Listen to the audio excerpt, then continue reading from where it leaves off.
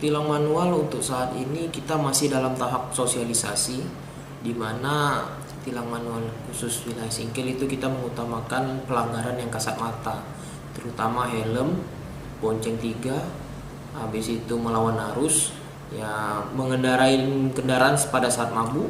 Nah, itu kan sangat membahayakan bagi pengendara lain, ya fatalitasnya lebih tinggi, dapat menyebabkan orang meninggal dunia. Tahap sosialisasi ini kita diberikan waktu oleh pimpinan kita itu 1 bulan.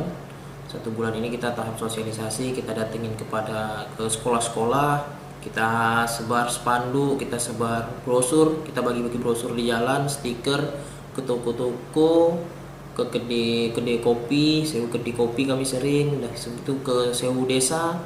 Jadi insya Allah semua sampai ke ujung desa juga kita akan sambangi untuk mensosialisasikan bahwasanya masyarakat tertib terhadap lalu lintas. Mungkin ada sedikit himbauan Bang kepada masyarakat terkait tilang manual ini Bang.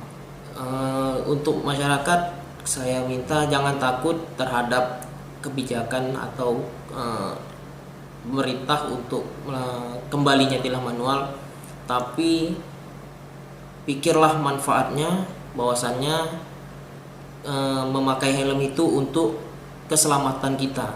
Tertib lalu lintas itu untuk keselamatan kita, bukan untuk polisi. Jadi jangan takut. Kalau sudah tertib pasti kita juga yang selamat, dan polisi juga pasti tidak ada yang namanya tilang.